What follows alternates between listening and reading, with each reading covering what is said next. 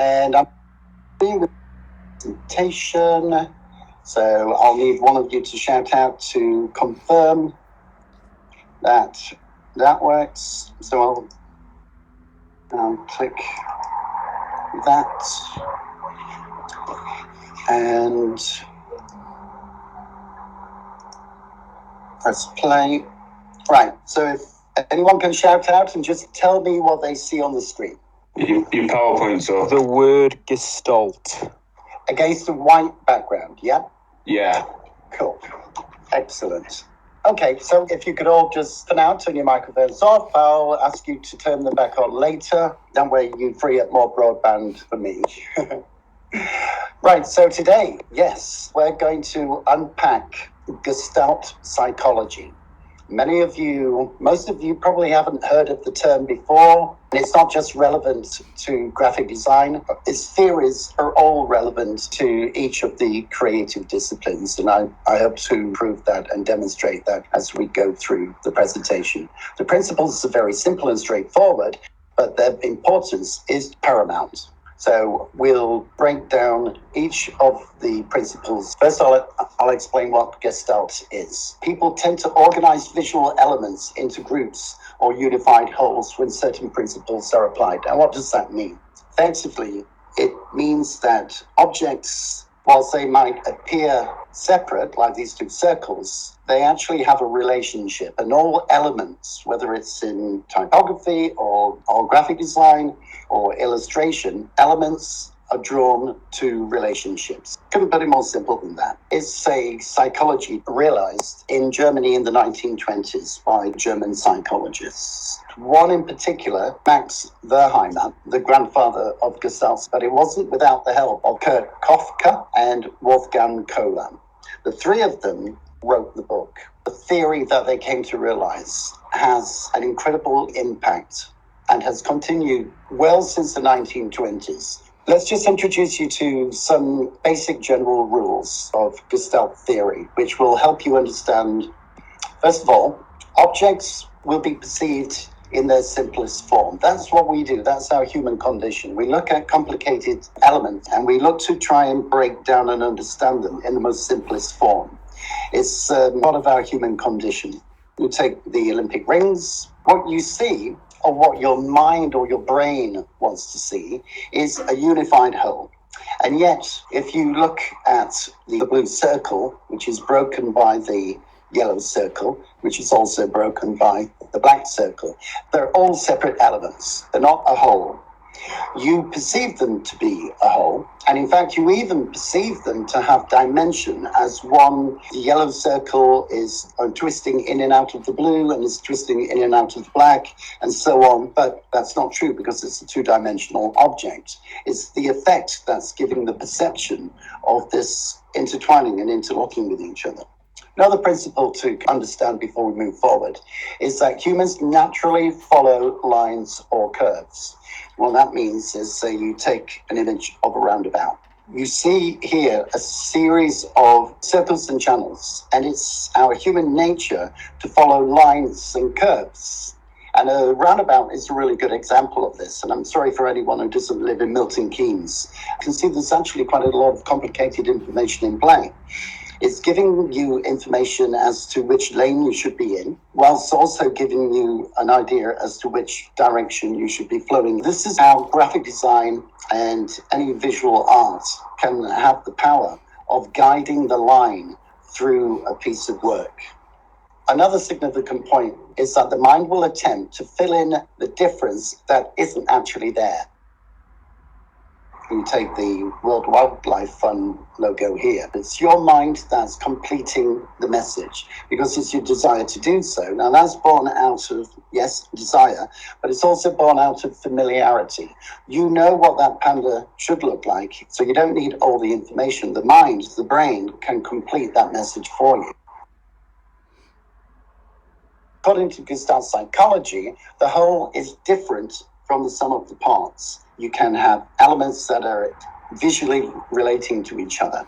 And in doing so, it can create not an extension to the message, but sometimes even create a different message entirely. When the theory of Gestalt psychology was translated from German to English, it actually got mistranslated. And it was a misdemeanor that the whole is greater than the sum of the parts. Not true. It's the whole is merely different than the sum of the parts. That's really quite important. So whilst there are several principles that Gestalt theory defines, we're going to delve into the 5 main ones: figure ground, similarity, proximity, closure, and continuity or continuation. And we're going to look at each one of those and how they apply to both graphic design, illustration, and photography. But first, I just want to explain the principles behind each of those theories. So let's start with figure ground. Figure ground is different shapes that are formed by the foreground, the figure, and the background, the ground. Okay? And you have the power through your work to influence how your audience can differentiate between one or the other. And in doing so, to do it to good effect, it's an object from its surrounding area. A form, a shape is perceived as the figure, whilst the surrounding area is perceived as the ground. Okay, so we understand that. Take the classic example of figure ground, which is the Reuben vase. You look at this and 2 faces facing off against each other. Now, here's where it can get quite interesting. We are used to the stronger or darker colors to be perceived as in the foreground and lighter colors to be receded. So it wouldn't come as any surprise if most of you immediately saw the vase. But we're working in black and white here, and color can play some funny tricks. This image sums up the principle of figure ground. You look at this image, what do you see? Some of you will see a caricature of a saxophone player, and others will see a female face brightly lit from one side. Can't be both. Well, it can, and that's where it gets quite clever. What I want to do is show you some examples of how the principle of figure ground has been used in the arts. So any of you who are familiar with the work of M.C. Escher will know that he was a master of figure ground. Most of his work and his optical illusions made a play on that one theory, practically built a career out of it. And you can see from this example alone, figure ground are playing on the same level, the same layer. It's another example of fish swimming below the horizon line, and above the horizon line, geese are flying. And the merge between the two becomes a kind of an abstract morphing state. You see this also in geometry. Is the foreground the white or is the foreground the black? Another example, a classic example from an art perspective. And of course, all of you will be familiar with the work of Magritte. Again, playing with figure ground, the silhouette of the figure forming the skyline. And of course, the classic Dove doing the same. So let's have a look at some examples in graphic design. The S is not there. You think it's there. Your mind is completing the message. What makes the FedEx logo is the principle of figure ground and how the forward-facing arrow is conceived purely by the relationship between the E and the X. F1 logo, again, using figure ground. So figure ground is probably one of the easier principles to understand. Yes, you're familiar with the Apple logo. Right now, it's not a play on figure ground because you're assuming that it's an apple with a bite out of it. So a white apple against a black background. Easy to interpret. However, bite of the apple is replaced with the profile of Steve Jobs. Well, then that profile becomes the foreground image, doesn't it? Now you're looking at Steve Jobs with an Apple logo behind him. Another good example is for the National Yoga Association in Australia. Melbourne Food and Wine Festival. It's another great example, a poster campaign for Let It Shout, poster for Lord of the Rings, the Two Towers. Even in the West End, you'll see examples of figure ground. Similarity. Effectively, similarity is essentially one of the easiest principles to understand. It's kind of like when all objects are perceived with similar properties, and that can be color, it can be shape, it can be texture, it can be size. Now, that's not a difficult thing to understand. Similarity is used to help us group things. So similarity occurs when objects look similar to one another. The viewer will perceive them as a group or pattern. These can be colors, shapes, textures, or any other design element. So if we look at this image, which is obviously a block of pictograms, they all have similarity. However, where there is similarity, there is the opportunity to use anomaly to add emphasis to a piece or add focus to a piece, whether it's a piece of design or illustration. Let's highlight just one of those characters. Now it changes the dynamic of the graphic. It's drawing the eye to a particular region. You've managed to control how the viewer has viewed the whole page. When applied to storytelling, it can be even more powerful. So let's have a look at some examples of similarity in graphic design. Take the logo for NBC. The similarity in play here are the feathers behind the peacock. They're all the same shape, but they're all different colors, and they're all in different positions as they form the open feathers. But there's also another element in play here, and that is figure ground, because you've got the peacock head, which you're hoping to perceive as being in front of the feathers. There's also another theory in play, and that is closure. You're completing the shape of the peacock, despite the fact that you're only being given a clue by the beak. So let's look at similarity in the arts. Andy Warhol did it. Can you see how his Campbell's tins are an example of similarity? And it's how that pattern is broken is the most distinguishing part of this piece of work. So if you look second row down, third one from the left, you'll see that one of the tins, the only tin, is a special new flavor. And the rest, they're all different, but they don't draw attention to themselves in the same way. So let's look at similarity in photography.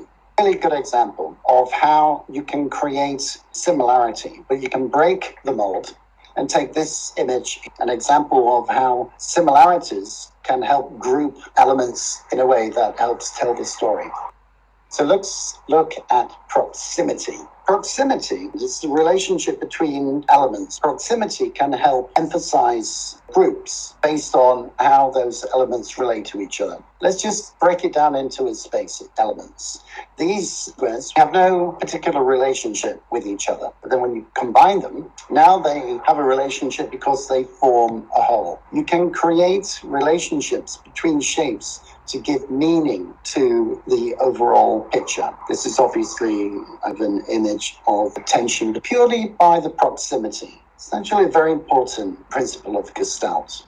So proximity in the arts. Let's have a look. Many of you will be familiar with the pointillist painter Shearer and the Party in the Park. But I wonder if any of you have really ever studied this piece of work, because there's more to it than meets the eye. On further study, you realize there are relationships between certain characters. They're not all in isolation. There are relationships. There is the relationship between these three characters and their dog. There's obviously a relationship between the gentleman and the lady on the right-hand side of the canvas. There are relationships all over the place. There's center stage, the relationship between mother and child. Then you've got a group of 4 people around a tree, but then one of those people is fishing. So are those 2 to the left of the tree together, whilst the people under the tree, are they separate from the other 2? Consider proximity when composing. To the graphic designers, it's a very powerful tool. If you look at the very famous Unilever logo, very graphic letter U, the letter U isn't actually there. Your eye is doing the work. It's formed out of several graphic elements. Equally as effective, it's this poster for McDonald's. Every store of McDonald's now has free Wi-Fi. Proximity in photography, placing elements in proximity to create a third element. This one for music and gastronomy, again, the proximity of the spoons, knives and forks creates a piano keyboard. And then we have closure. Closure is one of the most powerful of all the Gestalt principles. Closure occurs when elements are incomplete. If enough of the shape is indicated or hinted at, the viewer will consciously fill in the missing information. So this is one where you've really got to play a fine balance, because you can get it so horribly wrong if not enough information is there to complete the image through the brain's perception. But also if you give too much information, then the opportunity is lost. Here's how it works. Your brain is trying to decipher the sentence and make sense of it. Your brain is able to complete the message by filling in the missing detail. I'm sure that you will be able to understand this sentence now because you're looking at it in its most complete form. Well, that's how the brain works. It completes the image in the same way that you would complete the narrative in these sentences. It's a very, very basic principle. It relies on a visual vocabulary. Take this example. You're looking at a black triangle against a black background. But are you? Because you could equally be looking at three Pac-Men coming together. The brain is completing the image. It's a very, very powerful tool. If you see this image, loads of shapes. Initially, that's what you're looking at. But if you look at it long enough, how many of you can see a man riding a horse? I'll show you another example and see if you get it. So again, lots of shapes. But what do you see? Do you see two baby seals being beaten to death by a single club? I hope not. Otherwise, that would suggest that you have a disturbed mind. Do you see a face, a character staring into your field of vision with some texture in the background? What do you see? Are you seeing the dog here in the foreground, the Dalmatian? I wonder. Now you can see it, but did you see it before? So let's have a look at the power of closure in graphic design. The World Wildlife Fund, which is probably the most famous logos that uses closure. It gets used all the time in presentations like this to help explain the principle. Take the work of Paul Rand, the logo for IBM. Again, a great example of closure. You're able to complete the letter forms through your understanding of what those letters are meant to look. Same goes for EA Sports. There is no E there. There's a dash with a T. It's a series of lines converging that form the EA. It's only able to do that because of your ability. You think you're looking at a light bulb being held, but your mind is making up and completing the bigger picture. And finally, continuity. Continuity is a little bit more complicated than similarity and proximity, but it is very, very powerful in terms of adding motion and direction. Continuation occurs when the human eye follows the direction from one object to another, perceiving separate objects as one, often used in typography-based logos. The principle is clear. We take these dots. Now, you're perceiving these dots as two lines of dots, which happen to cross in the middle, creating the X. That would be perfectly normal for you to perceive it as opposed to 45-degree dot arrangements meeting in the middle. Here, without the color, you would be perceiving this as one line of dots going vertically and a line resembling a curve of dots, but it's using color to fool the eye. It's a lot easier when you use depth and scale to imply direction and motion. And of course, you have the power to do that through perspective. So these are all dots, of course. You're only looking at dots, but you're also able to appreciate a sense of depth. Your eye is drawn to the center of the perspective. In the same way that these lines are drawing you from the bottom left-hand corner of the page, swooping round to the top left-hand corner of the page. If any of you have done history of visual communication, or at least studied constructivism, you'll be familiar with the work of L. Lissitzky. This example is a classic of Gestalt psychology. It also is a classic example of visual hierarchy, but it's also an example of continuation and direction. Let's bring it closer to home for the graphic designers. Let's have a look at some examples of logo design and how continuation plays a very important role. Classic example where you take an element, like I mentioned before, but then you break the norm, you break through the element to create a sense of motion.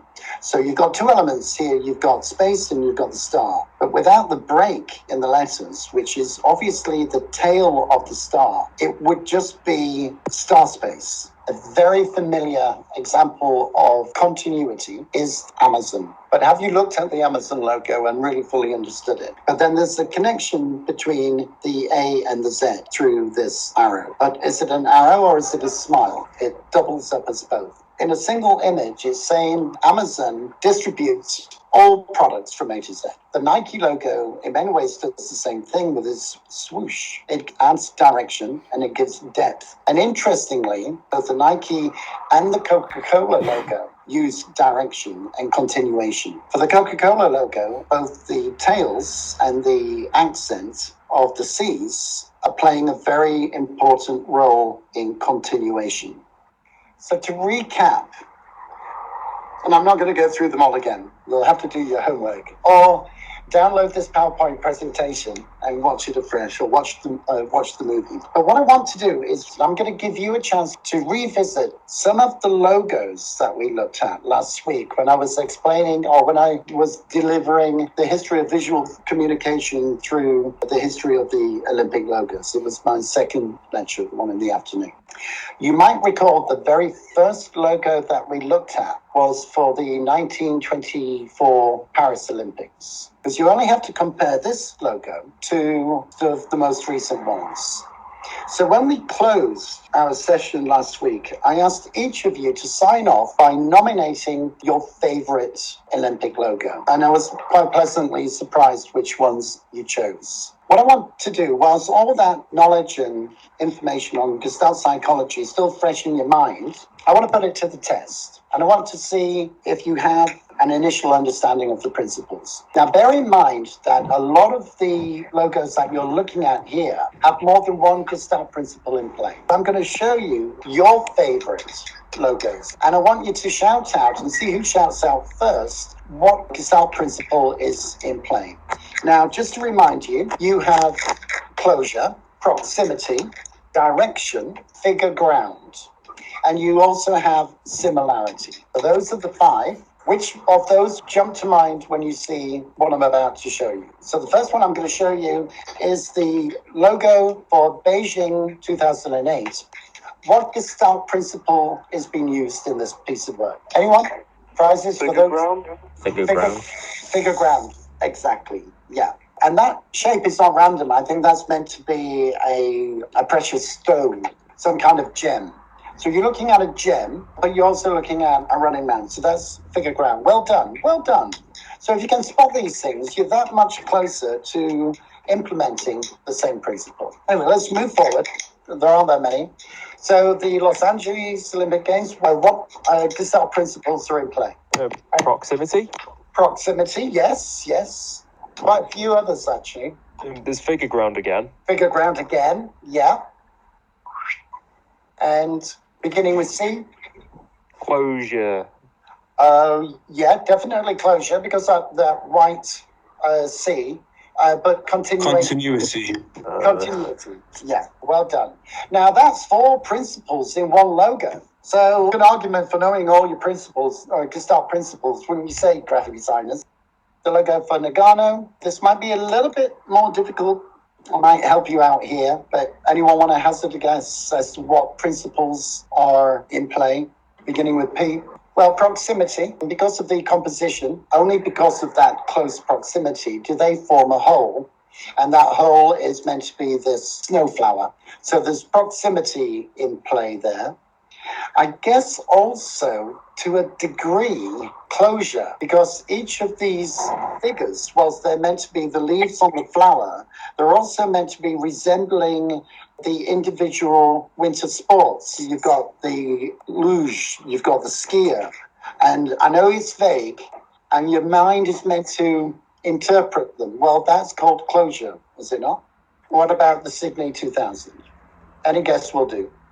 You've got several elements, if you think about it, all coming together. Is closure again.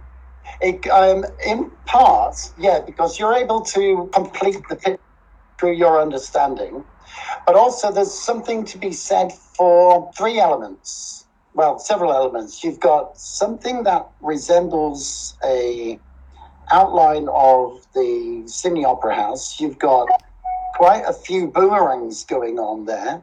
And then you've got a circle with two dashes. If they weren't placed in just the exact position to each other, it could be a nightmare to even try and interpret it. So this is a really good example of proximity and closure, as you say. The Salt Lake 2002, which again, if you understand it from a Gestalt perspective, you appreciate more fully how beautiful it really is. Think of the most popular one so far. Anyone just shout it out. There must be at least 50 of you out there. Just guess. Shout out a principle and I'll help try and make it relevant for you. Proximity? Proximity is, yes, I can help you there. It's because of these elements coming together that it makes sense. Without that proximity, that composition, it would make no sense whatsoever. Another one is our favorite, which is obviously becoming our favorite, is closure. You're able to see something resembling the shape of a snowflake. It's not a snowflake, it's just a collection of elements in close proximity to each other, but your mind is interpreting it. There's also, really, if you think about it, there's similarity, because like any snowflake, it relies on repetitive geometry. So there's that, a bit like some of the previous logos that we looked at. So it's quite a sophisticated piece of Gestalt psychology. So this is it. This is the new language from now on. When you analyze and assess a piece of work, and especially graphic devices and logos, assess it on the criteria that we've outlined today. Is it a good example of Gestalt psychology? Does it use psychology effectively? So the Vancouver one, I'll help you out here because I think it's the same answer as before. We're talking about disparate elements coming together to configure a final image. So it's, again, proximity of elements, but it's also closure, isn't it? Because you're building the picture, although essentially the image is pretty much complete, but you're building the picture anyway by filling in the lack of detail. This one, for Sochi. Now think carefully here. Okay, no one? I can help you out. Continuity or closure. Well done. Who said that? Me, Jed. Jed, well done. That's It's because of the reflection. Yeah. Well, you've got closure because obviously it's building the picture, but you said continuity first. Yeah. And continuity is actually what it's most prized for. You could argue that now you've got a logo that is representing two elements, the one on the left and the one on the right. So that's proximity again. So very, very clever. So what do you make of London 2012? It happened to be your favorite, but what is it? But does it adhere to any of the principles of Gestalt psychology? And if so, which? Well, this is the first time that I'm not surprised that people haven't jumped onto the microphone, because I would struggle, because it's not closure, because it's not as if it's trying to form. Well, it is trying to form the 2012, so there's a bit of closure there, but not in the way that we've been looking at this afternoon. It's got no figure ground. There's nothing that you can read in between the shapes, is there? Yeah, it's not exactly the shape of the River Thames. If anything, it would be, I guess, proximity of elements.